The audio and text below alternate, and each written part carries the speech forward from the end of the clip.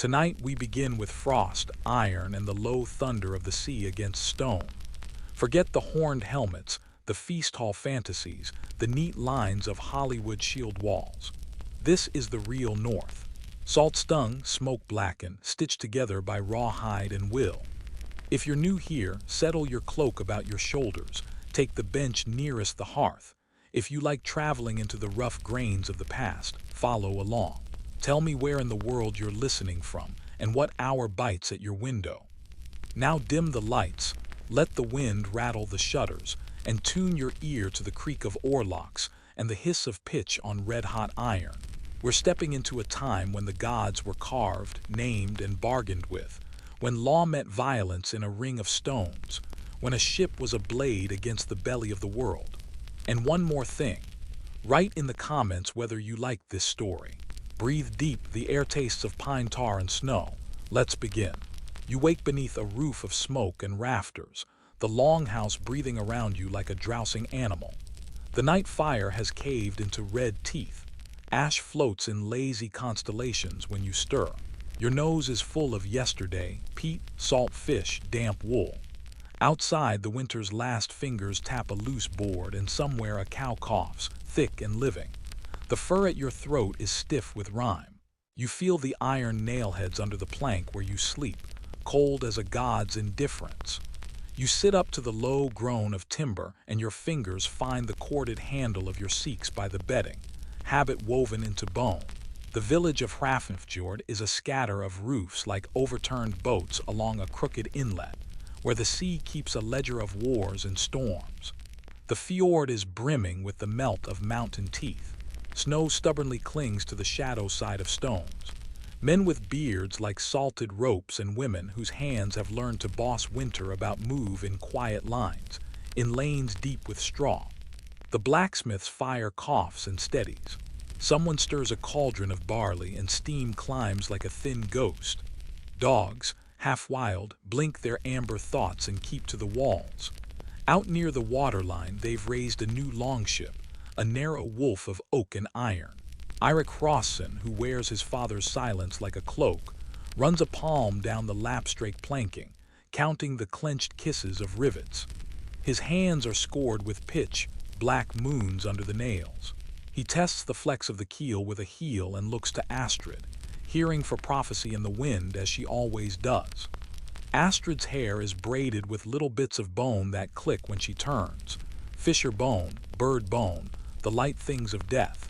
She is not a Volva by name, but in a place this small, the gods pass their messages along whoever will listen. You shoulder a round shield, the rim worn smooth by other hands, its boss scuffed like a knuckle. A spear leans against the wall, its ash shaft polished by 100 practice grips, its leaf-shaped head oiled to a dull hunger. Your cloak is undyed, your tunic patched at the elbows. A bronze brooch, plain as a raindrop, closes the throat. Leather thongs wrap your calves, and your boots creak when you rise. You taste yesterday's mead on your tongue, honey and smoke, and you smell the ship before you see it. Pine tar and wet wool, and that iron thread scent that goes with anything made to pierce. They call this launch day, though the true thaw has not yet come. The jarls of the next bays have been restless, and word from the south says monasteries, stone barns for sacred words, are fat with metal and unguarded. Many speak of trade, of walrus ivory and bright beads, of the butter-sound name of silver when poured into a palm. But under their voices, something older paces, the ache to prove, to cut their names into strange wood. Jarl Hrold emerges like a carved figurehead from the gloom of men. He has eyes the color of worn steel and a beard that remembers ice. His biony of mail is thin and mended, each ring a remembered wound. A conical helmet, plain and tight to the skull, rests at his side. No horns, only stubborn, hammered sense. "We'll bless her," he says, nodding toward the ship. "Then we'll see if the fjord loves us or hates us." At the stone ring that holds the village's law and luck, a small blot is set. Not the grand horse slaying that binds a dozen clans, but the lean ritual of hungry folk. A goat, white-legged, blinks the old knowledge while gaudy the goatee. Priest indeed if not by parchment. murmurs to Odin, to Thor, to Njord who smooths the sea's brow. Astrid holds a small branch, birch shaved to newness. When the blood comes, she will flick it onto the prow, a red rime over carved dragon scales. Hrold promises gifts if the voyage smiles. Iron, a share of silver, his own oath not to break bread with oath breakers. Someone laughs at that, someone who remembers last winter's rushed judgment at the thing, when Hrold's cousin was cut from the ring like rot from a plank. You step forward when called, a coin warmed in your palm. It is not copper or silver but a piece of amber from a beach walk, honey that the sea once held. You press it into the bark-wet wood of the ship's prow. For a second it sticks. For a second you imagine the ship swallowing it like a sweet. The blood darkens the prow in a soft, peppered spatter. The smell is alive, metallic like old rain. The sailors, the carls who own their own hands and the thralls whose names are often tools, lift their chins to be marked. So the gods see us from both sides, Gaudi says. Astrid's eyes are on the ravens that have gathered on the ridgepole, their heads cocked, a living alphabet of omen. Two break into the air together, turning to cut the wind like blades. She smiles, a small, sideways thing. Hugin and Munin may yet find their way home, she says, and you pull the thought into your ribs like a spark. The longship is a library of learned craft, clinker-built, narrow-hipped, with ribs that remember forest shade. A wool sail, dyed with madder into a muted red that eats sunlight, waits furled. The mast is a single tall sentence pointing into cloud. Oars rest like folded wings. The steering board yawns like a patient mouth at the stern. A braided tiller rope lies coiled, snake-still.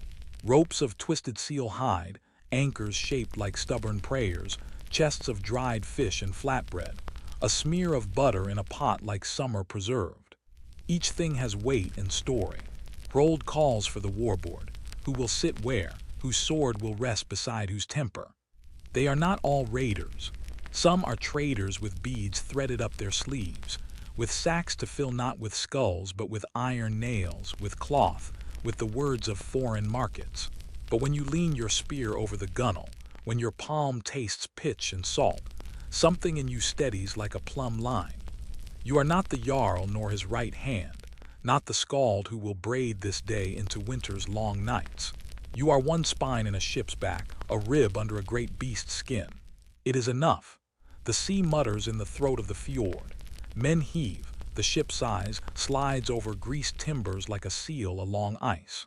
Women call luck after it, and small children fling pebbles as if each one were a wish heavy enough to sink misfortune. Your boots splash. The water is a bright knife around your shins, and you gasp it into your chest. The ship takes you, gathers your weight like a hen tucking a chick, then rises. Oars drop. The tolpins answer with a hollow clap and eager applause. You, Hrold says, pointing with his chin. Bow oar. Your name is less important than your place. The North teaches that faster than any school. You grip. Calluses meet smooth, salt-smoothed wood. Eirik calls the rhythm, low and even, not a song yet but the pulse that could become one. The oars bite.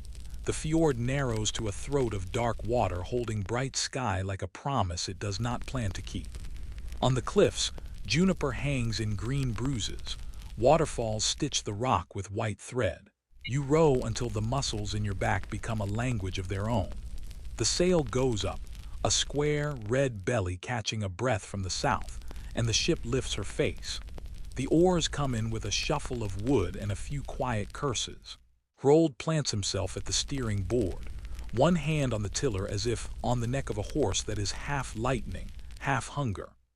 Eirik moves down the line, checking the tie-downs, patting a rib as you might a friend's shoulder when a brawl seems likely. Behind you, Hrafnfjord grows small, then smaller, then a stitch you could cut and lose the sleeve.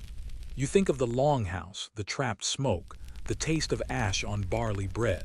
You think of Astrid's bone beads clicking, of her smile when the ravens rose. You think of winter, of how close it always sleeps, and how a man can go out looking for gold and return with a story that makes even winter listen.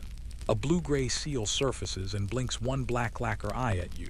The sea is a jaw busy with small teeth, Ahead, the sky is a low lid. Storm, Eirik says to no one or to the gods. The north answers with a wind that smells of distant bogs, of strangers' fires, of iron ground between teeth. And then you see it before anyone says its name. A sail on the world's rim, not the pale belly of a whale, not cloud. A square of cloth the color of old bruises, rising and falling on the same swell that nurses your keel. It is far as a rumor and as sharp as a threat. Hrold's gaze pinches. The ship around you becomes a held breath. That's no farmer's fishing boat, someone says, and another spits into the sea for luck, and another mutters the names of three gods like three knots in a rope. Astrid's voice, wind-thin behind your ear, arrives as if carried down a fjord of years. Beware the ship that wears a wound upon the sky. The black square tilts, and a glint, metal or memory winks like a bad star. The wind shifts, quick and sly, tasting of salt and steel.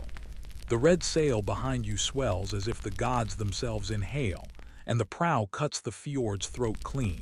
You grip the oar, knuckles whitening, heart ticking in rhythm with the creak of timbers. Ahead, the bruise-colored square of cloth, distant yet heavy with intent, slides between swells, vanishing and returning, like something half-born from the sea itself. Eirik leans over your shoulder, his breath warm in the cold wind. Not farmers, he murmurs, not traders either, too wide a keel. Hrold, standing at the steering board, tightens his jaw. The old wolf knows a rival's shadow before it touches his skin. He squints against the glare, tracing the line of the strange ship with his thoughts. It wears no familiar colors, no clan marks he recognizes. And yet its pace is quick, greedy even, slicing the waves as though hungry for meeting. The crew stiffens, each man and woman caught in the invisible net that tension casts. The clatter of oars fades, breath becomes louder than wind. Even Astrid, silent at the stern, drags bone beads between her fingers, lips shaping words meant only for ears that live above the clouds. "Is it Danes?" someone whispers. "No," Eirik answers, though no one asked him. "Danes carry dragon heads. That's no dragon, it's plain wood, plain and dangerous." You turn back to the water, but every ripple now looks like a secret being kept from you. By dusk, the sky collapses into a low lid of leaden cloud. The strange ship grows like a slow-blooming wound. Its sail is patched, blackened by salt and old fire, and carved into the prow you can just make out a figurehead. A wolf's head stripped of paint, all splinter and scar. Around you, the men settle into the tight breathing of battle readiness. They do not speak of fear, but they oil their blades twice, and some kiss the edges before sheathing them. Astrid's voice cuts across the deck, low and brittle. "The omens lie in threes," she says, holding up 3 fingers. "First the ravens on the ridgepole, then the goat's breath stuttering at the blot, and now this ship wearing its death on its prow." Hrold gives her a single glance, the kind reserved for those who speak of doom when steel must soon speak louder. "Keep your omens," he growls. "I'll keep my keel steady." But even he pulls the strap of his helmet a notch tighter. The ship's close until you can see them clearly. 20 oars a side, long and narrow, built for raiding and blood. But there is no banner, no carved totem marking kin or god. That silence of symbols chills more than any blade's edge. When the gap between you shrinks to a stone's throw, the other ship dips its oars and glides, slow and deliberate, into your path. A figure stands upon its prow, broad-shouldered, wrapped in furs the color of wet ash. The wind claws his cloak into wild banners, but he does not move, not even when the swell tips his weight forward. "Who commands this fjord?" Hrold shouts across the waters, voice a barbed spear hurled at the wind. A pause. The man at the prow raises a hand, pale as driftwood in the dim light. His voice, when it carries, is rough stone sliding against stone. "This fjord commands itself." The crew around you mutters. The insult is bare as winter branches. Hands find hilts, wood creaks under shifting weight. But then the stranger speaks again, and his words are heavier than his tone. "We are the Skellenborn. We seek no quarrel, unless you block our road to the western sea." Skellenborn. You've heard the name only in half-drunk tales, traded in whispers around fire circles. Outcasts from 3 clans, said to have cut themselves free from their bloodlines.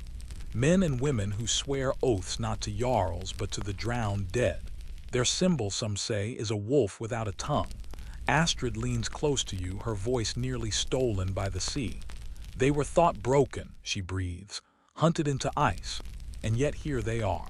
Rold stands silent for a long moment, staring past the prow of his ship into the dark mouth of the unknown sea. Around him, your crew waits, breath bound to his decision. To fight here in the fjord's narrow throat is to gamble your kin's luck against an enemy you've never tasted steel against. To turn aside, though, is worse. Shame follows softer than snow but freezes deeper. Finally, he speaks. Lower the sail, Rold orders. Oars to steady, not strike. Gasps hiss between teeth, but none argue. As the ship dips into a slower roll, Rold locks his gaze with the wolf prow's shadowed figure. Pass then, he says. But know this, if you draw blood in my waters, the fjord will take your bones for salt. For a heartbeat, the other ship drifts in silence. Then the pale hand lowers, and the Skellenborn glide past without a splash, their eyes fixed on you as though memorizing your faces for another day's reckoning. You think the tension will loosen, but Astrid's beads rattle softly in her palm, a sound like teeth on stone. This was no passing, she whispers. The Skellenborn do not travel empty. They hunt. And above you, 3 ravens spiral once, twice, and vanish into the bruise-colored dusk. The sea sleeps badly that night. You drift beneath a sky cracked with cold stars, every creak of timber loud in the throat of silence. Around you, the men and women of Hrold's crew lie curled under damp cloaks, breathing shallow as if afraid to wake the water itself. Somewhere aft, a lone gull cries and the sound carries farther than it should, hollow as a horn blown for ghosts.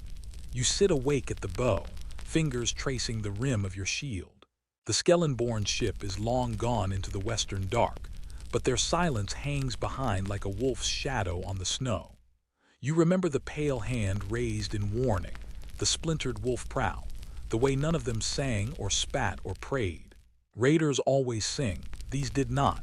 Astrid comes to sit beside you, her bone beads clicking softly. Her face is pale in the starlight, sharp as flint. They will be waiting, she says without looking at you. Not for us, for someone else. Something else. You want to ask what she means, but you've learned better than to chase the shape of her thoughts. She tilts her head, listening to the black silence where fjord meets sea. It's in the wind, she whispers finally. The gods are restless. Morning claws its way over the world, low and bruised, turning the sea to molten lead. You land the ship at a narrow strand, where frost still webs the long grasses and stones sweat cold underfoot. While the thralls make fire and gut the dried fish, Hrold calls the crew into a loose ring on the sand. The old jarl is stripped to his tunic, the scars across his shoulders knotted like rope burned by salt. In his hand he holds the oath ring, a solid circle of beaten iron, dark as storm water and heavy with every promise ever spoken into it. You've seen it before but never touched it. Today Hrold holds it out, flat on his palm, and you feel the hush fall across the ring. Listen close, he says, voice low but iron-wrapped. The Skellenborn walk our waters. This is no chance meeting. He turns the ring slowly, letting the sun strike the scars along its edges. They take no king, he continues. No clan, no god but the deep. Wherever they set their prow, they bring only one thing: change.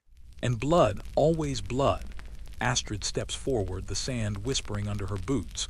Her braids sway, beads rattling like soft bone dice. The ravens have already chosen, she says.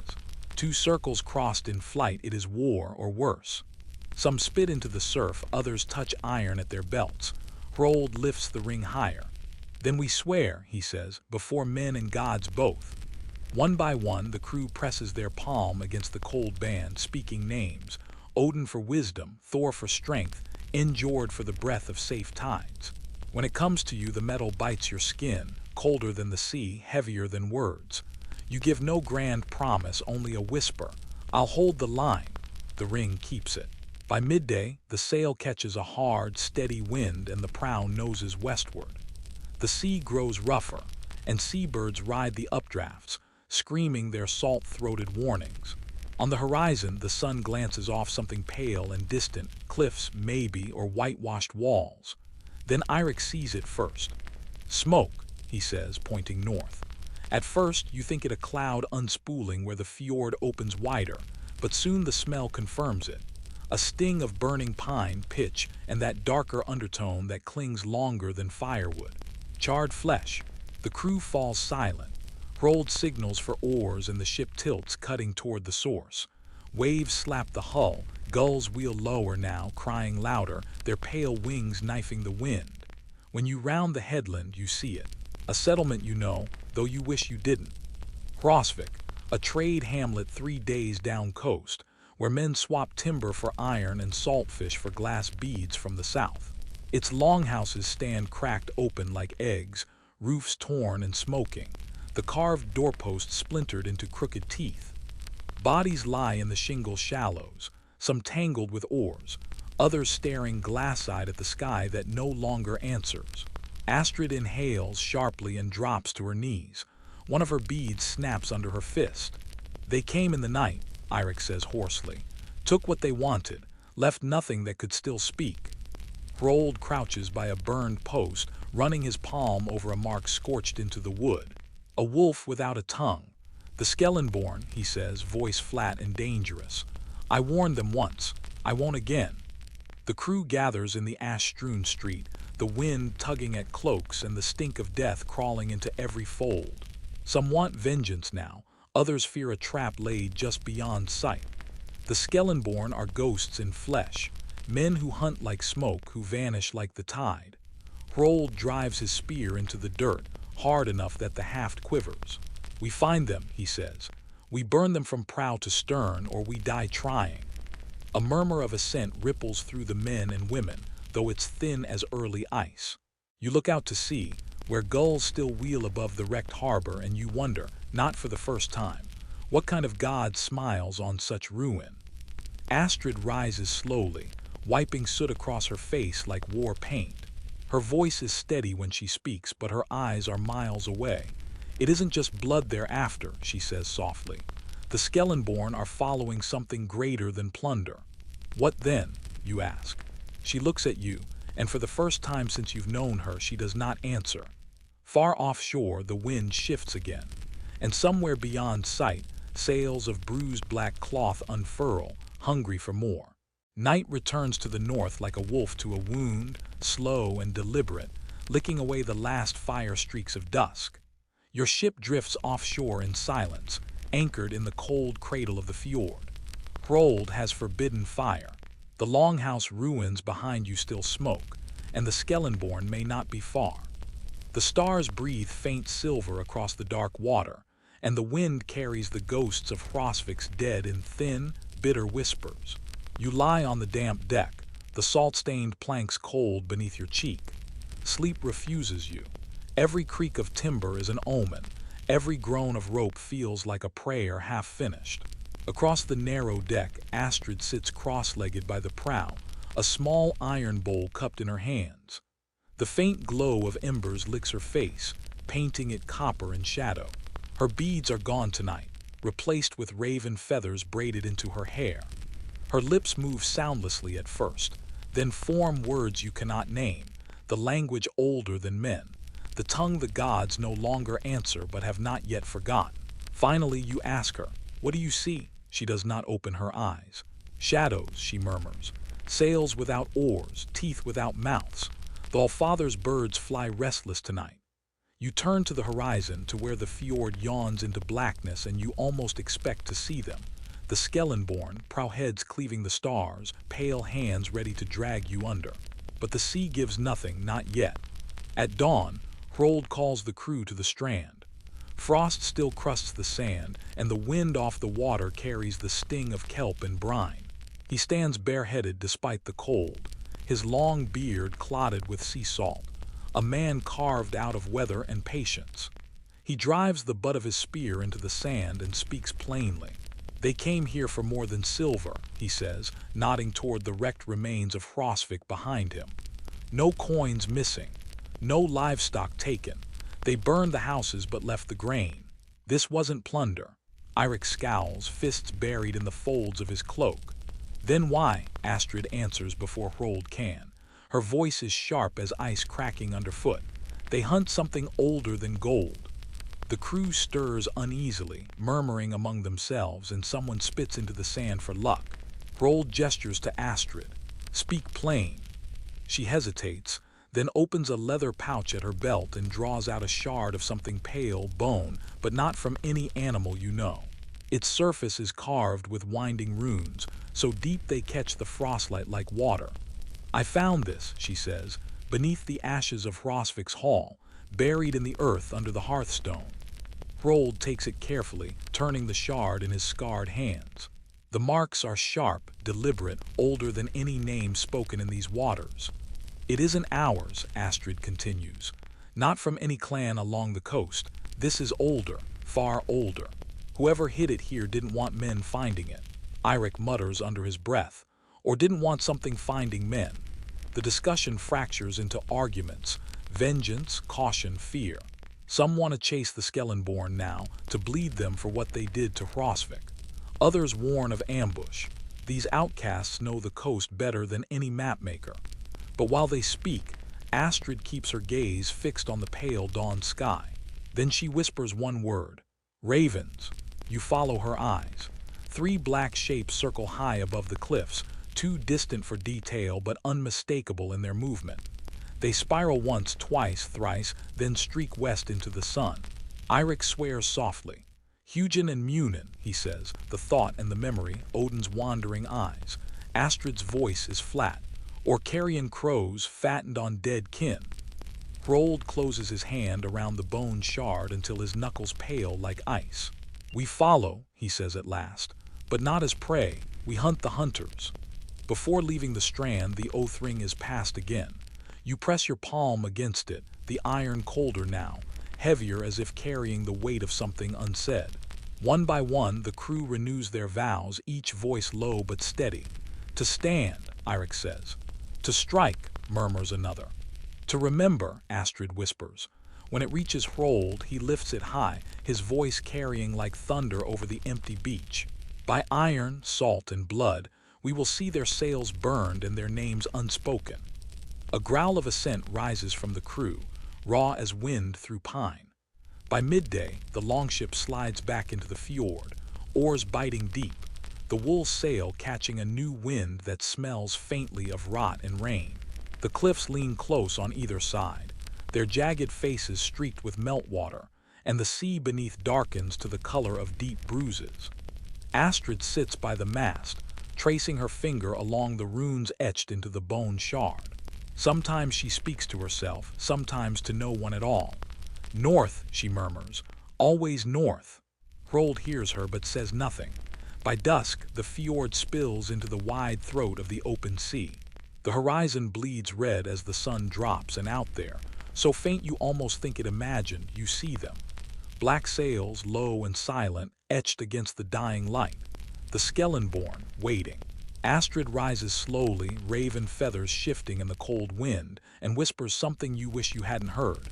They've found what they came for. The prow creaks, the waves harden beneath you, and above, the first stars blink like distant eyes. The hunt has begun. The sea tastes different tonight. The air is sharp with salt and storm, but beneath it clings another scent, iron, old and restless, like a wound that refuses to close. You sit at the bow, boots braced against wet planks, watching the horizon where the black sails of the Skellenborn drift like ash upon a dark tide. They do not move quickly, yet they do not vanish. Always ahead, always waiting, like wolves testing the edges of your courage. Behind you, the crew works in silence. The scrape of oars in their locks, the hollow thud of feet shifting weight, the soft rasp of whetstones against blades, all blend into a heartbeat older than any of you. No songs tonight, no laughter. Even the gulls have vanished as though they know what men do not. Astrid kneels by the mast, spreading the bone shard across her lap. She has smeared ash along her cheekbones, a line beneath each eye, and the raven feathers in her braids stir though there is no wind where she sits. Her lips move in quiet words, but this time the language is one you know, the tongue of old skalds. Beneath black waves where drowned kings sleep, the bones of gods remember. The words coil into you like smoke, and you wish she would stop. But Astrid's voice only sharpens, a whisper threaded with certainty. They aren't hunting us, she says softly. They're hunting what sleeps beneath the sea. The first wind hits just before dusk, a howl knifing down from the northern ice. Rolled bellows for the sail to be lowered, and the crew scrambles, hands burning against frozen rope. The red wool slaps and snaps, then drops, heavy and sullen. The oars go deep, cutting into water now restless with froth. But the storm is faster. Clouds march in like warriors carrying shields of slate. The sea turns to hammered iron, peaks rising like teeth between each pull of the oar. Rain slashes sideways, cold enough to burn, and you taste brine in your teeth, copper on your tongue. The longship groans as if alive, her ribs flexing beneath you, her prow diving and rising like a hunted beast. Hold her straight, Rold roars from the steering board, his knuckles white against the tiller rope. Lightning claws the horizon, painting the Skellenborn sails in sudden, violent silver. You see them just once, tall, silent shadows riding the waves as if the storm loves them more than it hates you. Then the darkness swallows them whole. Astrid braces herself against the mast, one hand gripping the bone shard, the other spread wide to the sky. Her eyes are open but unfocused, pupils wide as if staring into something far deeper than rain or wave. She speaks, but the wind steals her voice. You think you catch only one word, Fimbul, the end winter. By dawn, the storm spits you out into a silence so sudden it aches. The sea flattens, slick and black as spilled oil, and the wind dies in its throat. Around you stretches an emptiness so wide the world feels broken at its edges. Then Eirik spots them first. Gods, he whispers. Half a league to the north, a stone ring juts from the water, massive and jagged, each pillar the height of 3 men. Moss and kelp cling to their sides, and seabirds wheel above them, crying like something driven mad. The sea laps gently at their bases, but you feel in your bones it does not belong to this place. Astrid stares, the feathers in her braid quivering without wind. That's where they're going, she says. That's what they burned Hrosvik to hide. Rold frowns, planting the butt of his spear against the deck. An altar, not for men, Astrid answers, her voice hollow. For gods that drowned. The crew murmurs uneasily, some making the sign of Thor's hammer across their chests, others touching the iron nails in the ship's hull for luck. As you draw closer, the water darkens strangely, shading from steel to ink, until even the tips of your oar vanish beneath the surface. Then you see it, not with your eyes first, but with your skin, a pressure curling deep in your ribs, a weight beneath the keel as if something vast and coiled stirs in dreams below. The Skellenborn ships are already there. 2 of them, prows kissing the ring of standing stones, their black sails furled, their warriors crouched like carrion birds around fireless braziers. You hear no shouts, no laughter, no song, only the slap of water against hull and the thin whine of wind threading stone. Hrold raises his hand, signaling silence. We wait, he says softly. Let their purpose find us before our blades find them. But Astrid grips your arm hard enough to bruise, her nails digging through wool and skin. Her voice trembles like the bowstring of a drawn yew. No, she whispers. If we wait, it wakes. The Skellenborn begin to chant, low and guttural, their words lost beneath the rumble of stone and sea. Then one of them steps forward, a tall figure draped in wet furs, his face striped in white ash, his left hand holding something wrapped in sealskin. He kneels before the central pillar, places the object at its base, and begins to cut his palm with a Sikh's blade. Blood spills into the water. The sea answers. Beneath you, something vast exhales, stirring the depths with a slow, terrible rhythm. The longship rocks though no wave rises. The oarlocks groan, and the very timbers beneath your boots begin to tremble like a living thing. Astrid whispers in a voice so quiet you almost don't hear it. They're making an offering to what sleeps below. Hrold looks at her, his jaw tight, his knuckles white on his spear. What is it? He demands. She shakes her head. Not a god. A pause, her eyes darken, swallowed by shadow. Something older. The chant rises, rolling like thunder over black water. The Skellenborn are calling the deep. The chant builds until the air itself feels heavy, pressing down on your chest, crawling across your skin like frostbite. The Skellenborn's voices rise and fall in a rhythm older than words, older than clans, older than the gods you've named since childhood.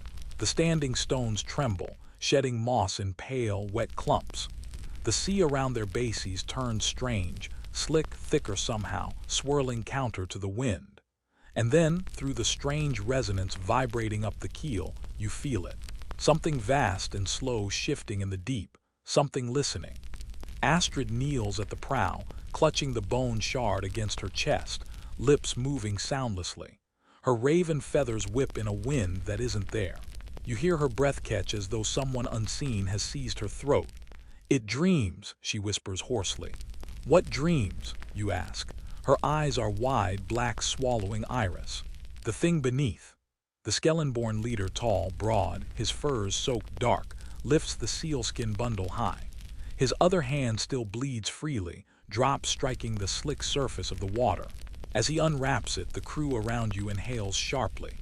Inside is a human skull, runes burned deep into its brow, the bone blackened as though by lightning or fire that came from within. He speaks a single word, a sound without shape, without meaning, without any place in the tongue of men. But you feel it, inside your ribs, behind your teeth, in the marrow of your hands. Every raven in Astrid's hair shivers violently, feathers trembling as though caught in a silent storm. And then the sea answers. A deep, drawn-out rumble rolls beneath the keel, like stone collapsing into stone miles below. The ship rocks though there is no wave. Something vast passes beneath you, the black water bulging slightly as if forced to make room for what rises from beneath it. Eirik grips your arm, his knuckles bone-white. That's no god, he breathes. Gods don't move like that. Astrid's voice is a raw thread. They're feeding it. Hrold moves first. He raises his spear, his voice cutting through the Skellenborn's chant like a crack of ice.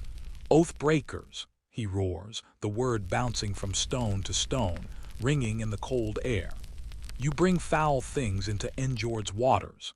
Turn back or your bones feed this fjord. The Skellenborn turn slowly all at once, faces marked with ash, blood dripping from palms and mouths alike. Their leader lowers the skull but does not speak. Astrid hisses under her breath. They've gone too far. They can't answer you now. The silence grows thick, broken only by the hollow suck of black waves against stone. Then one of the Skellenborn finally steps forward, a short axe in his hand, runes carved deep into its haft. They serve nothing now, Astrid whispers. They are the offering. Hrold doesn't wait. He hurls his spear before anyone breathes, before thought has time to take shape. It arcs over the black water, cutting a pale line through the mist, and strikes the first Skellenborn in the chest. The man falls without a sound, sinking like a stone, the sea swallowing his body before ripples bloom. And then everything breaks. The Skellenborn erupt, dragging blades from wet leather sheaths, screams erupting like broken storms. Hrold roars for oars, and your crew surges forward, weapons raised, shields clashing as you crash into the first wave of black-furred figures leaping across the standing stones. Steel rings against steel, sparks vanishing into sea mist. You thrust your spear, feel it bite flesh, yank it back slick and heavy. The deck rocks beneath you as two bodies fall, one of theirs, one of yours. Blood spatters warm across your cheek, stinging like salt. Astrid shouts something behind you, words spilling faster than thought, the bone shard glowing faintly in her hand. Then you hear it, the sound that swallows all others. The water inside the stone ring begins to boil, not bubble, boil. Great columns of black froth surge upward as if the sea itself is screaming. The timbers of your longship groan and shriek, pitch seeping from their seams as the pressure beneath forces them to bend. A shadow moves beneath the surface. Immense, slow, deliberate. You cannot see shape, only the absence of it, the suggestion of something so vast it bends the water around it, blotting out everything beneath. The Skellenborn chant louder, their voices ragged, desperate, as if trying to keep control of the thing they've woken. Astrid stumbles, grabbing your arm, nails biting deep. If it breaks the surface, she gasps, the world changes. And in that moment, through thunder, steel, and salt, you realize the battle is no longer between men. It is between something that sleeps and those foolish enough to wake it. The shadow below shifts again, closer now, and the standing stones begin to crack. Somewhere deep beneath, something opens its eyes. The world holds its breath. The Skellenborn chant breaks into ragged screams, half prayer, half command. The standing stones shudder, splitting along lines carved by time and tide, dropping chunks of wet rock into the black froth. The longship bucks violently, its ribs groaning like a dying animal. You stagger, clutching the shield rim, and look down. The water churns as if something vast breathes beneath it, slow, deliberate, unstoppable. The surface bulges, then collapses inward again, dragging the tide like a hungry throat swallowing air. Astrid screams over the chaos, her voice cracked and wild. Cut the ropes. Now, but Hrold ignores her, planting one boot on the steering board, his spear raised like a defiant flag. Row, he bellows, his voice swallowing the storm. Row, or we sink with the cowards who woke this thing. The crew obeys instinct before thought. The oars plunge, wood groaning, pulling you from the heart of the stone ring. And then you see it. A shape breaks the surface just for an instant, a massive curve of something dark and slick, ridged like ancient armor, pale scars crisscrossing its hide. The water explodes around it, waves hammering the hull, knocking warriors from both ships into the deep. One thrall screams as he disappears beneath the foam.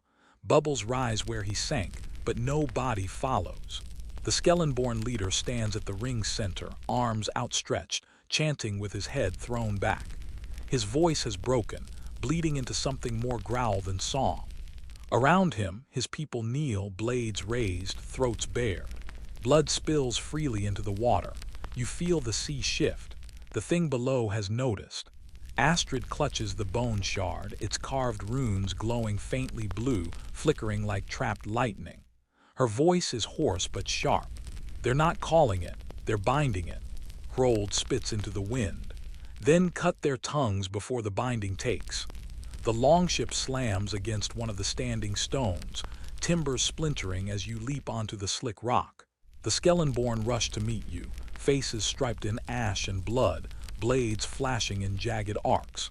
Eirik is beside you, his axe biting deep into the neck of a screaming warrior. The spray stings your face, hot even in the cold air. A Skellenborn lunges low. You twist, shield meeting steel with a crunch, then drive your spear into his gut, feeling it stick, twist, and pull free. Everywhere is noise, steel against steel, boots sliding on wet stone, the ragged chorus of men fighting not for plunder or glory but for breath. Hrold crashes into the Skellenborn leader, their weapons sparking off one another in vicious, close arcs. The man's strength is unnatural, his movements fluid and heavy all at once, as if something deeper drives his limbs. Die with your gods, Hrold roars, forcing him back toward the water. But the Skellenborn smiles, teeth blood-slick and wild. My god wakes. The sea splits. Between two standing stones, the black water tears apart in a spiraling column, revealing something beneath that should never be seen. It isn't a beast, not entirely. Its surface is slick, yes, ridged like ancient plates, but in places it bends, almost liquid, shimmering with impossible depth. Pale, lidless eyes the size of shields drift open and closed across its hide, each one reflecting the faint blue glow of Astrid's shard. Then it exhales. The breath that rises from the deep is colder than any winter wind, carrying the stink of salt, rust, and graves drowned long before men carved runes. Warriors on both sides stumble as frost blooms across the stones beneath their feet, skin cracking where salt water meets flesh. Astrid falls to her knees, clutching the bone shard to her chest. It remembers us, she gasps. It knows us. And then, as if in answer, one of the standing stones shatters from base to tip, crashing into the sea with a scream of rock and foam. The shockwave slams into your chest, hurling you onto your back.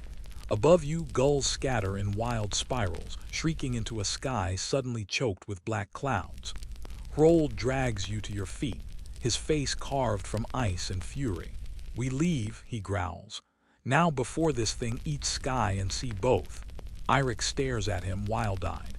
And let the Skellenborn finish what they started. Let it loose. Hrold shoves him toward the longship, spitting blood into the surf. Better the world than my men. But Astrid stands, raven feathers clinging to her soaked braids, her voice ragged but steady. No, if they bind it, it doesn't leave. It stays, it feeds. It drowns this coast first. The crew freezes, caught between two hungers, survival and duty, fear and vengeance. Behind you, the Skellenborn leader still chants, louder now, his voice raw enough to peel flesh from bone. The bone shard in Astrid's hands pulses brighter, and for the first time you hear her laugh, quiet and strange. It will choose, she says, eyes glinting with something you've never seen before. It already listens. Below, the thing shifts again, and the sea bows around it like grass in wind.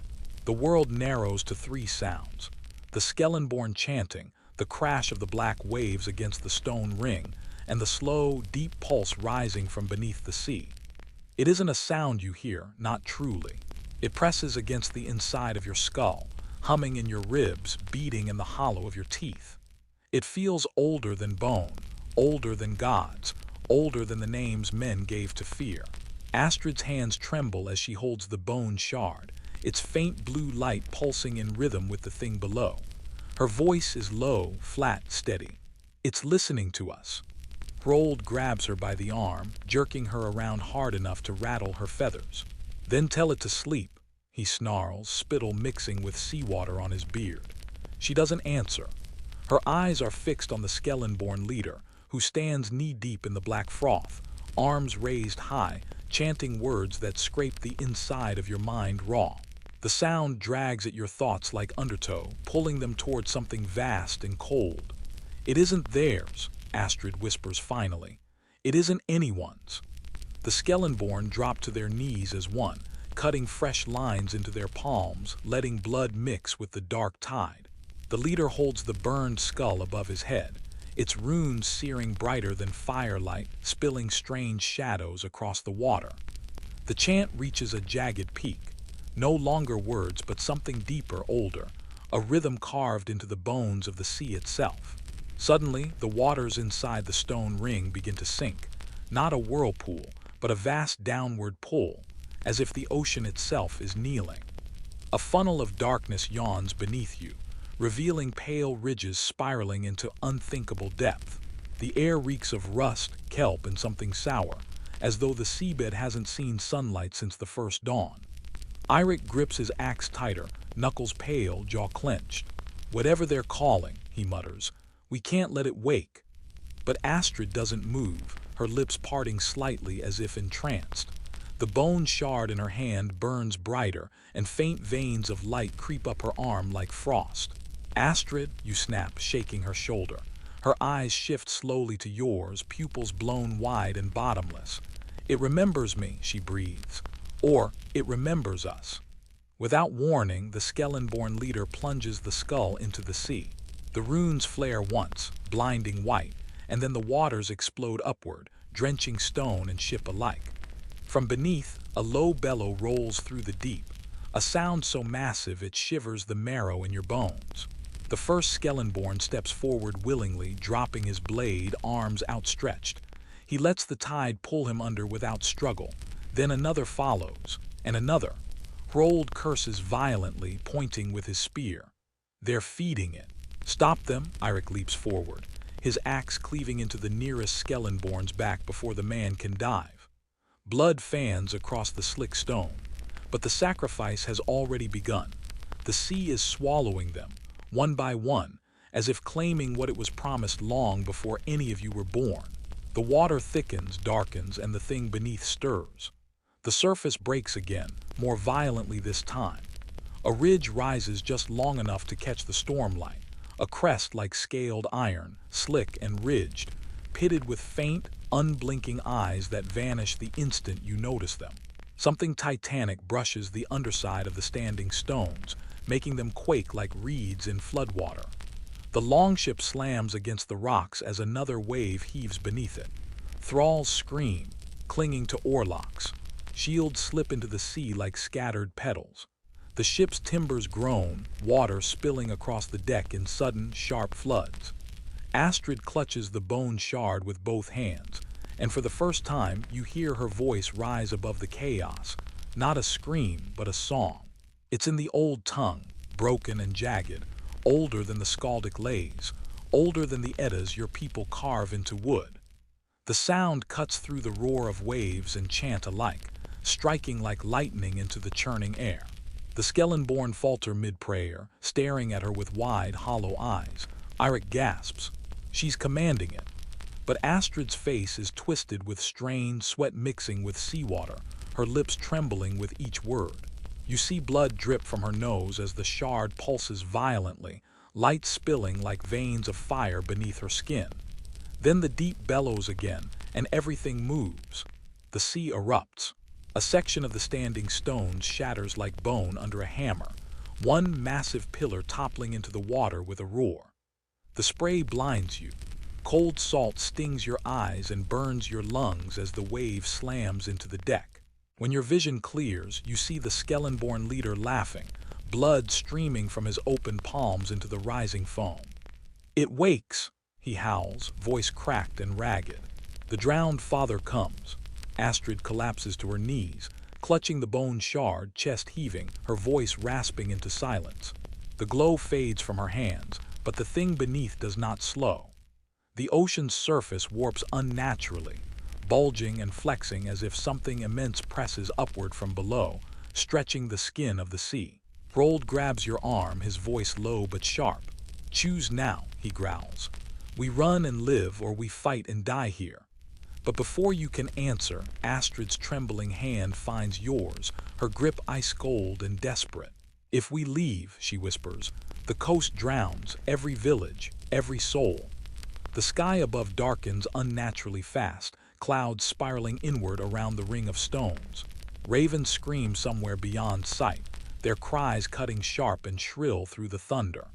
Beneath you, the sea boils. Somewhere deep below, something vast turns its gaze toward the surface. The world has grown small. It is the size of your heartbeat, of wet stone beneath your boots, of the cold weight of steel in your hand. Beyond that, there is only the roar, the chant of the Skellenborn, the crash of black waves, and the slow, unbearable groan of something awakening in the deep. Astrid clings to the bone shard as if it is the last thread keeping the world from unraveling. Her lips move soundlessly now, her voice stripped raw by the song she should never have sung.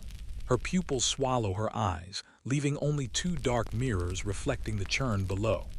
Eirik grips his axe tight, his knuckles white beneath blood and salt. He stares at the Skellenborn leader, who stands knee-deep in the black froth, arms stretched wide, laughter spilling from a throat raw with devotion. The runes burned into his flesh glow faintly in the stormlight. "Gods," Eirik breathes. He's not afraid. Astrid's voice is hoarse, cracked, and small. He doesn't need to be. The water inside the stone ring collapses. Not sinks, collapses. As though the ocean floor has been torn away, dragged into some dark throat below. The longship lurches violently, throwing men into the froth, oars snapping like brittle twigs. Thralls scream as they vanish beneath the churn, their cries swallowed instantly by the deep. From below comes a sound that is neither roar nor song, but something in between, immense, resonant, vibrating through the marrow of your bones. It feels like standing beneath thunder so close it bends your lungs. Then you see it. The first of its eyes breaches the surface, lidless, vast, the size of a round shield, pale as moonlit bone. It does not blink, it does not move. It only watches. Another follows, and another still. Four enormous, unblinking eyes open across the black swell, staring in different directions, and yet somehow all of them stare at you. Astrid gasps, clutching her chest, choking on air that suddenly tastes of salt and rust. It remembers, she whispers. The sea remembers us. The Skellenborn leader throws his burned skull into the churning void, his blood-slick palms raised high. When he speaks, the words are wrong. Syllables bending like light through frozen water. Sounds older than language, breaking in your ears and yet burned into your thoughts as though you've always known them. Astrid screams and clamps her hands over her ears, blood trailing down from her nose. Hrold drops to one knee, his spear braced against the stones, face locked in grim defiance. Eirik vomits bile into the surf, shaking as though the sound has reached inside his ribs and begun plucking them like harp strings. And then the sea answers. The thing beneath sings. It is not a sound. It is a memory, a vision, a tide of images slamming into your skull, raw and alien. A city of black stone beneath the ocean, columns taller than mountains, etched with runes that crawl like living things. Ships burning, their sails alight, while shadowed figures kneel waist-deep in the tide, their mouths open in silent praise. A god-shaped hunger devouring the sun, and men's screams turning to prayer mid-breath. You stagger, gripping your temple, the visions forcing your lungs to drag breath like broken bellows. When they fade, you're on your knees, gasping, staring into Astrid's pale, frozen face. It's not a beast, she rasps. It's a grave. Enough, Hrold snarls, rising slowly, one hand slick with his own blood where his nails cut his palm. He rips his seeks from its sheath, points it straight at the Skellenborn leader, and his voice comes like iron breaking stone. You call it father, but it was never kin to you. Leave it in the deep, or I'll send you there to feed it myself. The Skellenborn leader laughs, low and ragged. His pale eyes glimmer like wet bone. It fed us first, he growls, his voice cracking like old ice. Before your Allfather carved this world, before Thor's hammer split the sky, it gave us breath. We are only giving it back what is owed. He raises his arms to the sky, blood dripping freely into the froth. Sifadir, he cries, the name a wound on the air, twisting in your mind like hooks beneath skin. The drowned father, Astrid claws at your sleeve, voice breaking. Don't let him finish the binding. Suddenly, a sharp cry splits the roar of the sea. Ravens.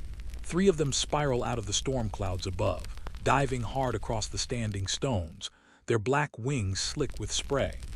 They land on the mast of the longship, screaming in jagged bursts, their cries cutting louder than any voice or steel. Astrid stares at them, her lips trembling as though translating their wild sounds into meaning. She turns to you, her face bloodless. Odin watches, she whispers, and he does not smile. Hrold doesn't hesitate. We end this, he growls. Eirik, take the flank. You, he jerks his chin at you, eyes blazing with me. We cut the head from their cursed song. You leap across the wet stones toward the chanting Skellenborn, boots slipping on moss and blood alike. Eirik is a shadow beside you, axe flashing in jagged arcs, cleaving through the first wave of ash-faced warriors. The air is thick with salt and screams, your breath ragged and hot in the cold wind. The Skellenborn leader sees you coming and smiles, a slow, knowing curve of his lips, as though your fate is already decided. Behind him, the water bulges unnaturally, something massive turning just beneath the surface. The bone shard in Astrid's hands flares white-hot, brighter than lightning, and a sharp, metallic taste floods your tongue. She screams one word in the old tongue, her voice cracking like thunder. Bindrassel, the sea roars back, and the standing stones begin to split apart, one by one. You are seconds away from striking when the shadow beneath finally breaches. The drowned father begins to rise. The sea splits like torn cloth. A roar swells from beneath, not of breath but of pressure, of weight, of existence forcing its way into a world too small to hold it. Black water explodes outward, drenching stone and ship alike, and through the veil of spray you see it. The first ridge of its hide breaches the surface, a curve vast as a hill, armored in slick, dark plates that glimmer faintly with pale bioluminescence. Between the ridges, deep grooves pulse with faint blue light, like veins carrying cold fire through something that should not move, should not breathe, should not be. Then one of its eyes rises from the deep, pale as the belly of a drowned whale, lidless and impossibly wide. It stares without blinking, and in that gaze, you feel the crushing weight of centuries drowned beneath tides. Every scar on its surface is older than your people's songs, older than the gods' names carved into stone. Astrid screams, clutching the bone shard to her chest as if it's the only thing anchoring her to life. The shard's carved runes blaze like sunlight on ice, burning blue fire into her palms. It's not waking, she gasps, her voice breaking. It's remembering. The Skellenborn leader stands with arms raised, his voice tearing itself bloody as he shouts words you cannot comprehend. Around him, his warriors kneel, blades plunged into their own bellies, feeding the sea with red. Blood steams in the cold air, staining the foam like spilled ink. Hrold roars across the din, his voice raw with fury. Kill him before the binding finishes. You and Eirik charge across the slick stones, your boots hammering out a rhythm louder than thought. Two Skellenborn intercept you, blades flashing wetly. One strikes low. You parry with the rim of your shield, feeling the shock tear through your arm. Eirik buries his axe in the other's throat, ripping it free with a spray of black-red gore. Then you're there, face to face with the leader, his skin streaked in ash, his pale eyes fever-bright. He smiles, mouth dripping salt and blood. You are late, he rasps. It already hears me. Before you can answer, he lunges. Steel clashes on stone. His seek scrapes your shield, sparks leaping into the spray, and you twist low, driving your spear toward his ribs. He catches it mid-lunge, yanking you forward so violently your boots leave the rock. You slam into him, both of you rolling across wet stone, fists and knees striking in desperate rhythm. Eirik's battle cry splits the roar of the sea, but the leader twists free, throwing you hard against the standing stone. You see stars explode behind your eyes, taste copper on your tongue. The world tilts, sliding sideways until Astrid's scream tears through the ringing haze. Now, you grip your seeks and drive it up under his ribs. For one breath, his smile widens. Then it breaks.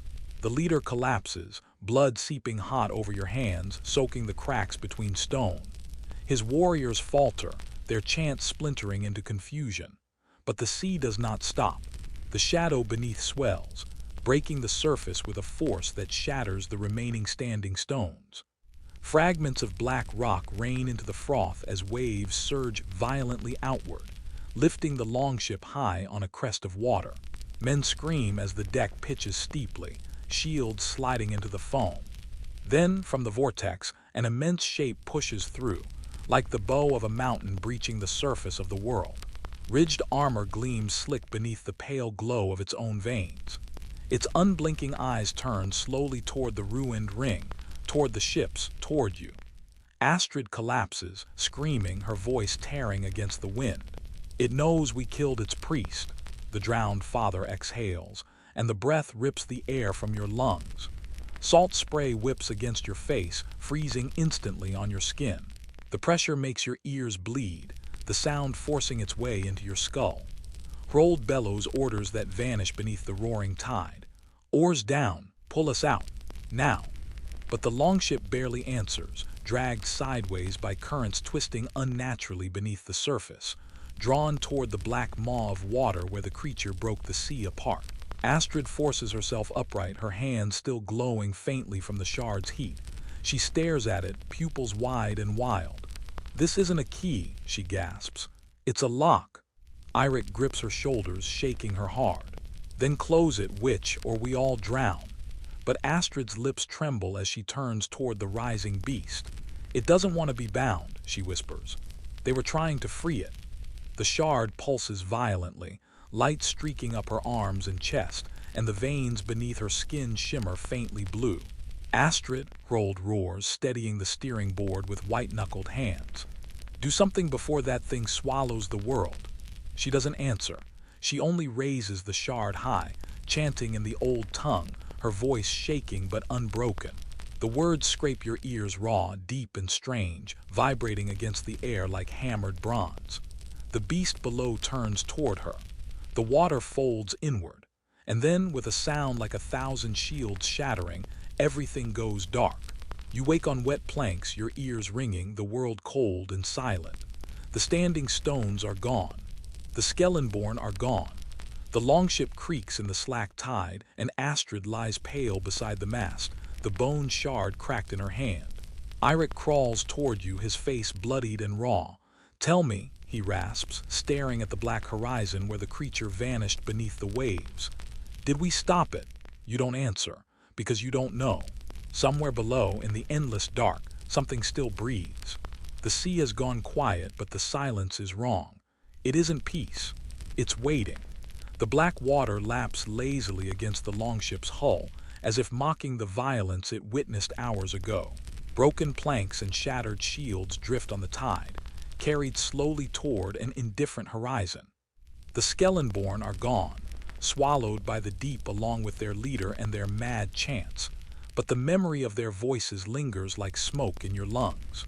Astrid lies beneath a damp wool cloak near the mast, pale as frost, her braid tangled with dried salt and broken feathers.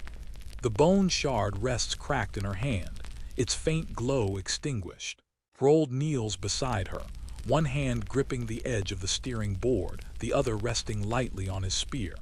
He hasn't spoken in hours, but his jaw is locked, his teeth grinding silently. His silence speaks louder than thunder. Eirik breaks first. "Tell me we killed it," he rasps, his voice shredded by salt and screams. No one answers. By dusk, you reach the narrow throat of Hrafnfjord. The cliffs lean inward, their sheer faces shadowed beneath a sky bruised by lingering storm clouds. Crows spiral above, their cries sharp and restless, as though carrying tidings meant only for the dead. The smell reaches you first. Smoke.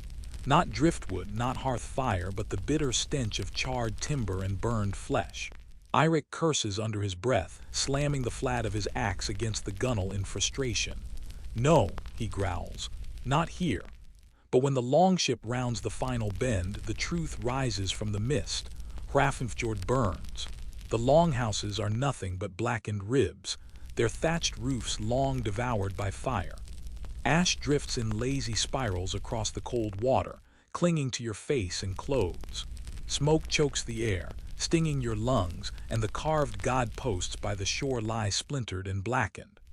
Rold grips the prow so tightly his knuckles whiten, his voice low and hoarse. "They came while we were gone." Eirik's voice cracks, raw and bitter. "The Skellenborn." Astrid stirs faintly beneath her cloak, opening her eyes just enough to speak, her voice a cracked whisper.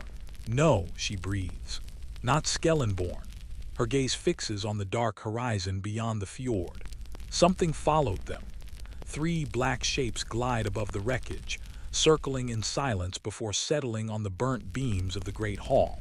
Ravens huge, slick with ash, their eyes reflecting pale firelight from the ruins. Astrid sits up slowly, clutching the cracked shard, her lips moving without sound. Rold notices. "What do they say?" he asks quietly, almost reverently, though his voice trembles. Astrid swallows, her throat working as though the words resist being spoken. "They bring warning," she says finally. "Not death, not yet, but it walks behind us." Eirik frowns, wiping soot from his beard. "What does that mean?" Astrid stares at the horizon where the drowned father vanished beneath the waves. "The sea remembers," she whispers, "and now it watches." That night, camped on the cold strand beneath Hrafnfjord's ruined cliffs, sleep comes jagged and thin. You dream of water, black and endless, swallowing the world. You stand knee-deep in the drowned streets of a city carved from stone, towers rising like broken teeth above you. Strange runes crawl and shimmer on the walls, shifting when you try to read them, and the distant sound of chanting reverberates through the endless dark. In the center of the flooded square stands Astrid, her braid floating weightless in the black tide. The cracked bone shard hovers above her palm, glowing faintly as if alive. "They bound it once," she whispers, her voice carrying like a current, soft but everywhere.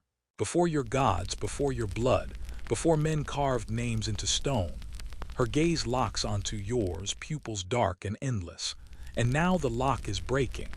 You wake gasping, lungs burning as though you've swallowed the tide.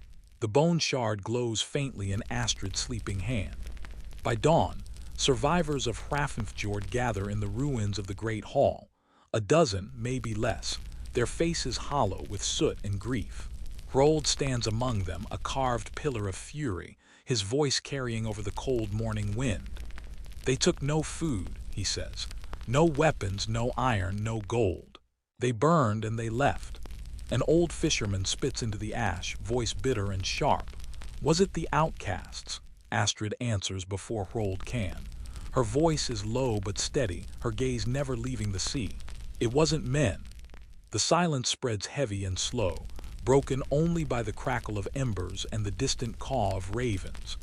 Eirik wipes his axe clean against his tunic, staring at the black tide curling gently along the shore.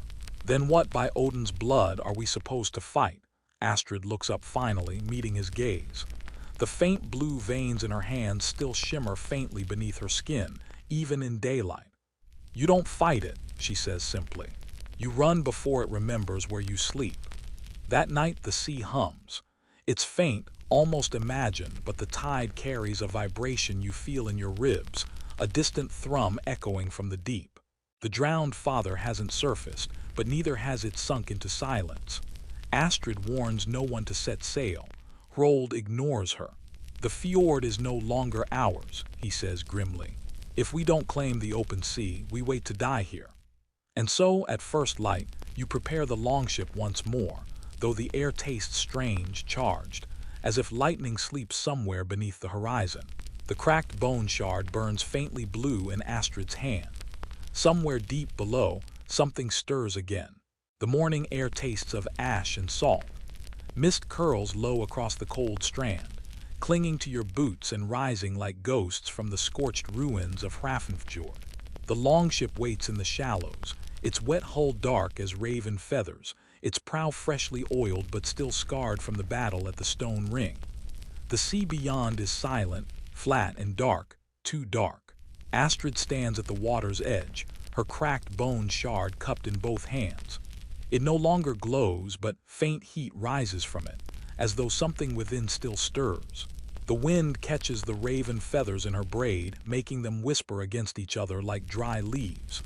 Eirik approaches, his boots crunching black sand, jaw clenched tight. "You're sure about this?" he asks. Astrid doesn't look at him. "No," she says simply. Behind them, Hrold shouts orders, his voice sharp and iron-bound, forcing the surviving crew to prepare for sea. Shields are strapped tighter than before. Blades are sharpened twice. Even the thralls are silent, eyes darting toward the horizon as though expecting it to shatter at any moment. When the tide rises, the longship slides free, its keel cutting through black water slick as oil. The survivors of Hrafnfjord gather on the shore, faces hollow with soot and grief. None speak, not even when Hrold salutes them with his spear. You row without rhythm, oars dipping silently into the fjord, muscles burning with each pull. The cliffs lean overhead like jagged teeth, their shadows deepening as the clouds thicken above. Halfway down the fjord, Astrid suddenly looks up from the shard. Her voice is hoarse, barely more than breath. "They're following us." Eirik twists sharply, scanning the mist behind, but sees nothing. "Who?" he demands. "The Skellenborn are dead." Astrid shakes her head slowly, her pupils blown wide. "Not them." She swallows hard, fingers tightening on the shard. By nightfall, the fjord opens into a narrow throat where the tide moves strangely, pulsing against the current as if resisting the moon's pull. The water hums faintly beneath the hull, a vibration so low it turns your ribs into drumheads. Astrid stares into the black depths, her lips trembling. "It's awake," she whispers. "Not rising, just watching." Hrold spits into the sea, muttering an oath to Thor. "Let it watch," he growls. "If it wants men's blood, it'll choke on ours." But no one believes him. That night, as you drift beneath a veiled moon, the first dream takes you. You're standing knee-deep in shallow water, but the tide is wrong. It rises and falls like a breath, pulling and pushing with impossible rhythm. Shapes drift beneath your feet, pale and boneless, vanishing when you try to focus on them. Then the whisper comes, curling through the dark like smoke. "Come back." You wake gasping, salt burning your throat. Around you, other crewmen stir and choke awake in unison, their faces pale and wet with sweat. None speak of what they dreamed, but their silence is answer enough. At dawn, you reach the outer coast and stop rowing. Ahead lies a small fishing settlement, one you've traded with many times. But where there should be smoke curling from rooftops and gulls diving for scraps, there is only silence. The shoreline is scattered with broken nets, snapped masts, and bodies tangled in seaweed, their pale limbs stiff as driftwood. Hrold pushes the ship closer, his jaw tight. "Raiders," he mutters, but Astrid shakes her head before he finishes. She points toward the rocks where something slick and black coils among the stones, half buried in kelp. It isn't rope, it isn't eel, it's a strip of ridged, glistening hide. The same armor you saw breach the sea at the standing stones. Eirik curses, his voice raw. It was here. Astrid kneels by the remains, touching the hide gently, reverently, as if afraid to wake it. "No," she says quietly, "not here. Just passing." That evening you make camp inland, a full mile from the tide. No one trusts the sea now. Its silence feels sharper than any blade. Astrid sits apart from the fire, tracing her fingers along the cracked shard. Eirik sharpens his axe until sparks kiss the cold night air. Hrold paces restlessly, spear in hand, eyes fixed on the shadowed tree line. When the wind shifts, you smell it again. Salt, iron, and something deeper, damp stone left too long in darkness. Astrid freezes. Her voice is a whisper carried on the fire's crackle. "It's hunting," she says. "Us," you ask. She looks at you, and for the first time since Hrosvik burned, you see real fear in her eyes. "Not yet," she breathes. "It's hungry, but not for us." Hrold stops pacing, frowning hard. "Then what does it want?" Astrid looks down at the bone shard, its faint blue veins flickering again like trapped lightning. "Something buried," she says softly. "Something older than our gods." Just before dawn, you wake to the harsh caw of ravens. 3 of them perch in the skeletal branches above camp, their feathers slick with dew, their eyes like beads of black glass. Astrid rises slowly, her gaze locked on them. "They follow it," she whispers. "Odin's birds, watching the deep." The largest raven flaps once, hard, scattering mist and ash into the cold morning air, and then all 3 launch skyward at once, cutting west toward the horizon. Eirik shoulders his axe, muttering under his breath. "We follow the birds or we follow death." Hrold turns his eyes to the sea, where the tide boils faintly though no wind stirs. He grips the steering board tight. "We follow both," he says grimly, "because I think they're the same." The longship turns west, toward the open sea, into waters the gods themselves abandoned long ago. Somewhere beneath, the drowned father waits. The sea stretches endless and black beneath a sky split by pale dawn. Your longship glides across the still surface, its reflection perfect, too perfect, as though the water hides not depth but a mirror. Oars dip in silence, breaking the fragile sheen with ripples that vanish faster than they should. Hrold stands at the steering board, his eyes fixed on the far horizon where sea and sky dissolve into the same endless gray. The wind is strange today. It breathes warm, damp, and heavy, carrying the distant stink of rot. Astrid kneels near the mast, her cracked bone shard balanced in her lap. The faint veins of blue inside it pulse irregularly, as though in time with something sleeping far below. Eirik spits over the side, wiping his beard with the back of his hand. "Feels wrong," he mutters. You nod, though words come harder lately.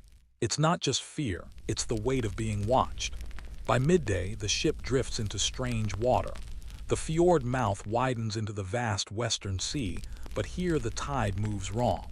The waves do not follow the wind, and the oars dip through currents colder than the surface by far. Hrold frowns, testing the depth with a lead-weighted line. He hauls it back, dripping after several breaths, shaking his head slowly. "No bottom," he says quietly, "not even a hint." Astrid doesn't look up from the shard. Her voice is flat, distant. "It's close." Eirik grips his axe tighter. "You mean it's following us?" But she shakes her head. "No, we're following it." By dusk, mist gathers thick around the longship. rolling low across the water like breath from an unseen beast. Through the fog, dark shapes rise from the surface ahead, jagged cliffs and sharp spires, slick with salt and moss. An island, but none here remember it. Hrold calls for silence as the ship drifts toward the black sand shore. No gulls, no wind, no sound but the slow hiss of waves pulling pebbles down the strand. Then Astrid stiffens, her grip tightening around the shard. "This place," she breathes. "I've seen it in the dreams." You follow her gaze inland.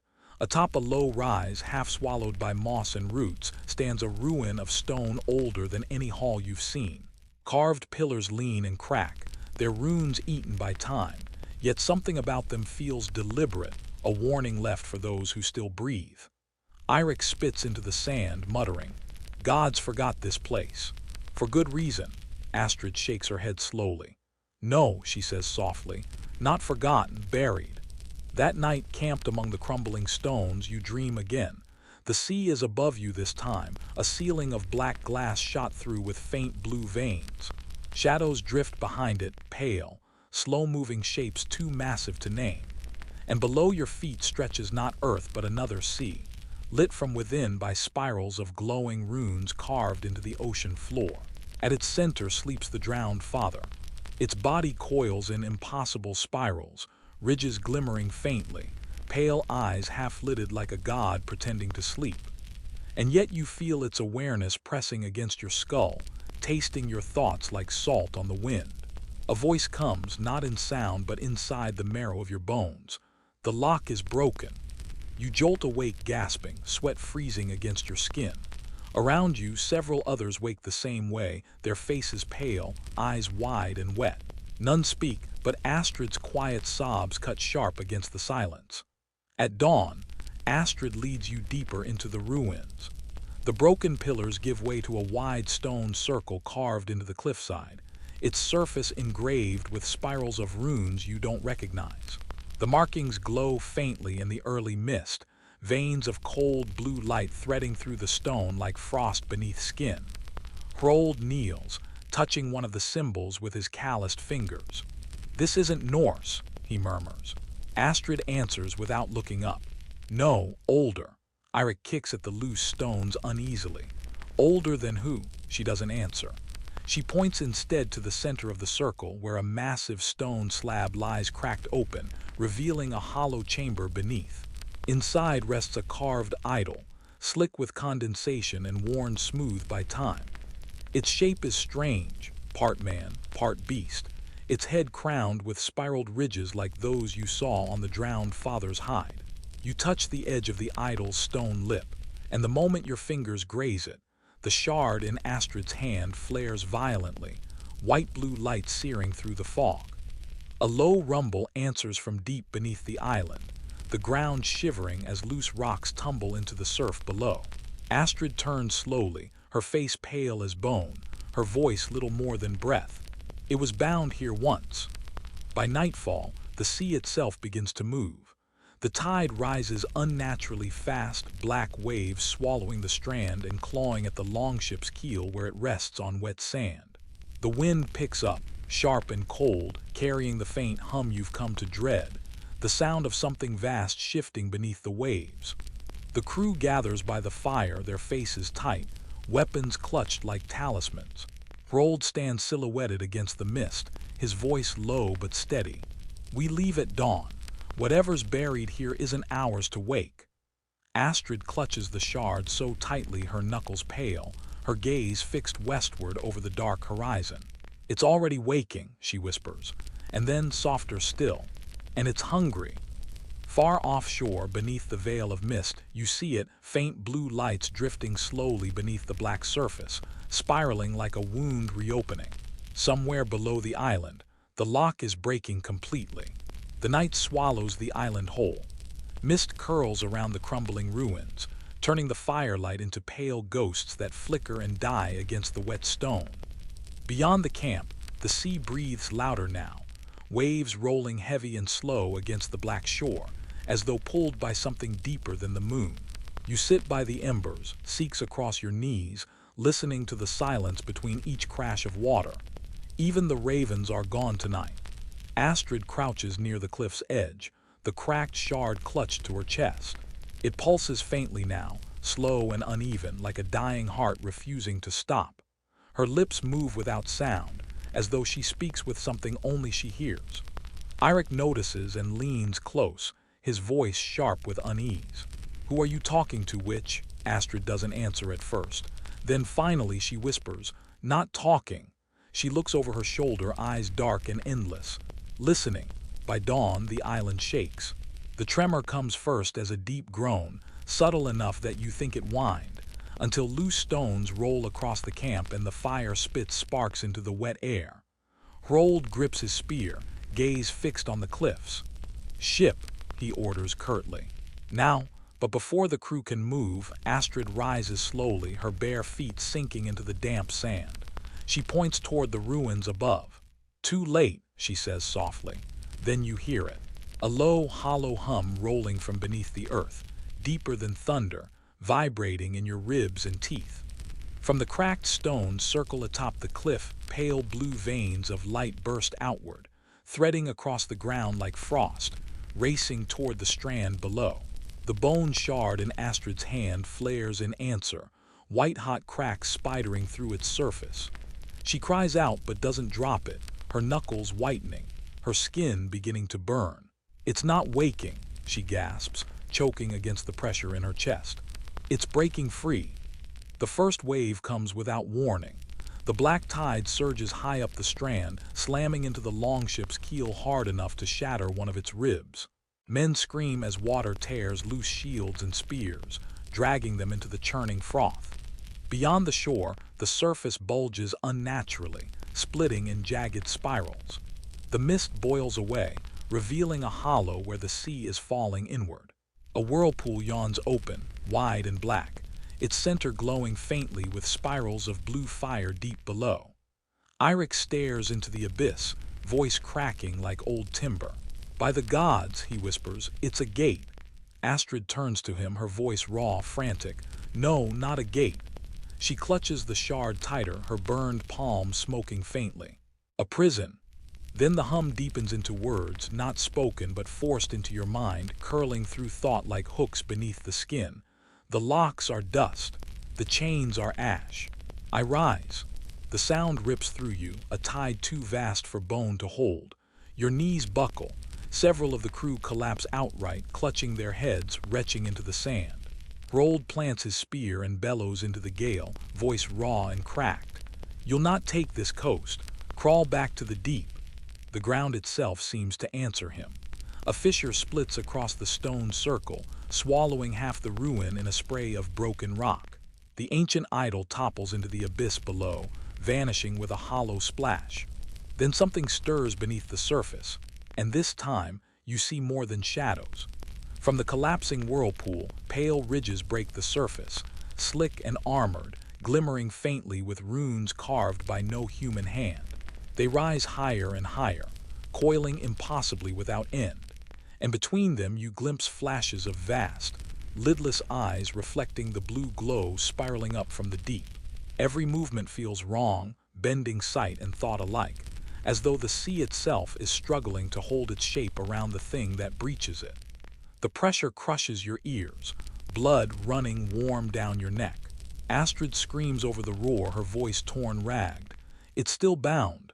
If the shard breaks, it takes everything." Eirik grabs her shoulder, shaking her violently. "Then stop it. Seal it," but Astrid shakes her head wildly, panic hollowing her voice. "I can't. The shard was made to lock, not command." Hrold shoves between you, his eyes wide but steady, his spear trembling in his grip. "Then we do what men have always done." He points the spear at the rising shadow. "We kill it." A harsh cry splits the chaos. 3 ravens spiral down from the storm, diving low across the strand before settling on the broken prow of the longship. Their feathers are slick, black, and glimmer faintly blue beneath the pale glow of the ruins. Astrid turns to them as though drawn by invisible threads, her voice barely a whisper. They bring Odin's sight. The largest raven tilts its head, beak clicking sharply 3 times before launching skyward again, vanishing into the mist that curls westward beyond the collapsing whirlpool. Astrid staggers to her feet, clutching the shard like a talisman. "It's not done," she says softly. "There's another lock." Hrold turns sharply. "Where?" Her gaze fixes west, beyond the horizon, where the mist boils thicker and darker than storm clouds. "Farther than our maps," she whispers. "But if we don't reach it first." She looks down at the shard, its cracks glowing like veins of fire. It wakes, and the sea takes the world. The whirlpool surges wider, spraying black foam into the air. Somewhere deep below, you hear chains snap like bone under strain. The drowned father is almost free. The sea is breaking. The whirlpool devours the strand, pulling shattered timbers, splintered shields, and the bones of the dead into its black throat. The ground trembles beneath your boots as cracks race through the cliffside, sending slabs of stone sliding into the churning abyss. Hrold roars above the chaos, his voice ragged but unbroken. "Back to the ship, now!" The longship groans against the rising tide, its keel half buried beneath the sucking pull of the whirlpool. Men throw their weight into the hull, shoving, cursing, bleeding against wet planks, until finally it slides free and crashes into the black water. Astrid stumbles aboard last, clutching the cracked bone shard to her chest. Its glow flares wildly now, bright enough to cast ghostly reflections across the oarsmen's faces. The blue veins pulsing beneath her skin crawl higher with every heartbeat, creeping toward her throat and jaw. Eirik notices first. "Gods," he whispers, "it's changing her." The whirlpool roars behind you, but the sea ahead lies unnaturally calm, slick as oil beneath the red dawn. No wind fills the sail, yet the longship moves, drawn westward by a current that does not belong to the moon. Astrid kneels at the mast, shaking, whispering words you cannot hear. The shard pulses in answer, cracks spreading like veins through ice. You lean close, shouting above the creak of the timbers. "What happens if it breaks?" She turns slowly, and for the first time you see her truly afraid. "Then there are no locks," she whispers, "and no locks means no world."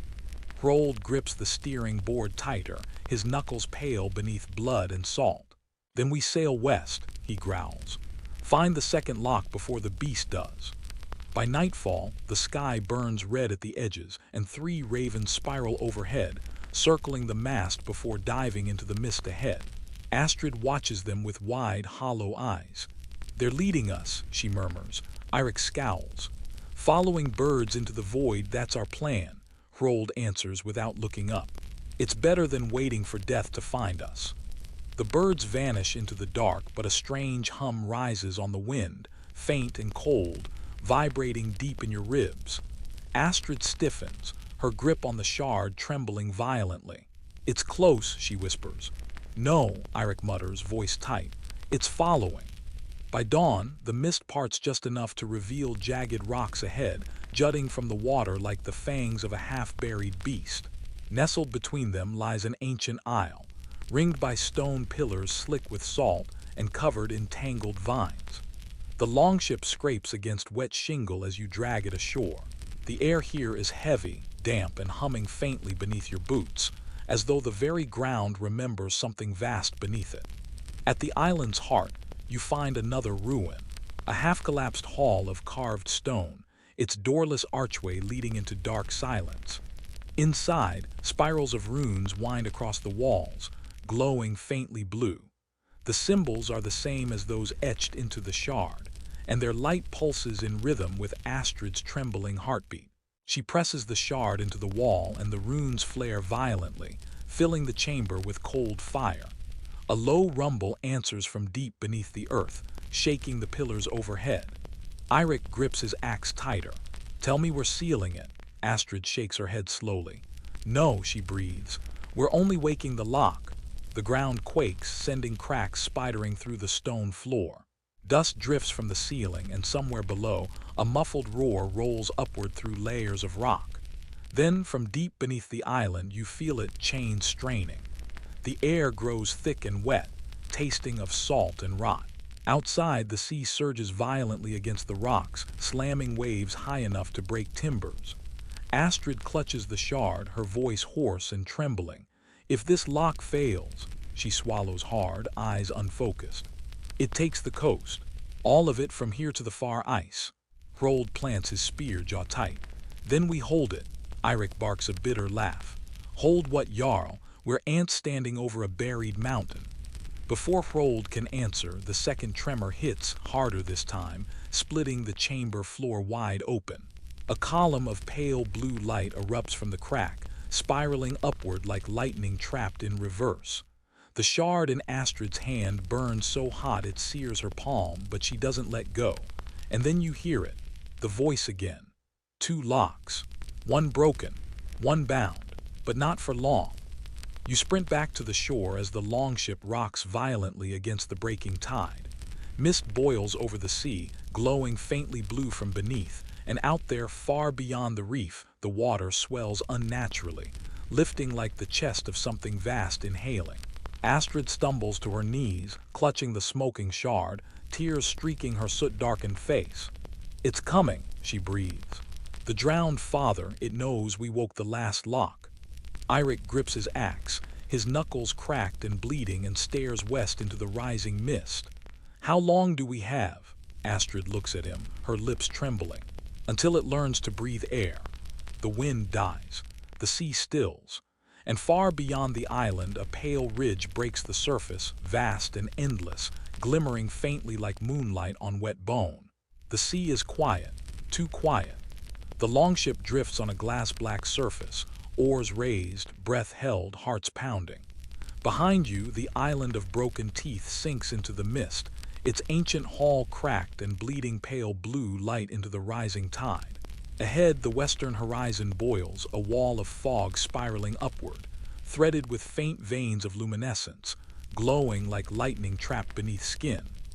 Astrid kneels at the prow, clutching the bone shard against her chest. Smoke curls from her burned palms where the cracks sear faintly with blue fire. Her voice is hoarse, her lips cracked, but she whispers all the same. "It knows where we are now." Hrold stands at the steering board, silent, his hand steady on the tiller. He does not look at her. He does not look at you. His gaze is fixed on the mist ahead, as though daring the deep to rise and meet him. Eirik grips his axe, knuckles raw, shoulders trembling with exhaustion and rage. "Tell me," he growls, breaking the silence, "there's still a way to stop this." Astrid exhales shakily, her breath white in the cold dawn air. "There is," she whispers, "but it's not one you'll like." By midday, you reach the boiling horizon.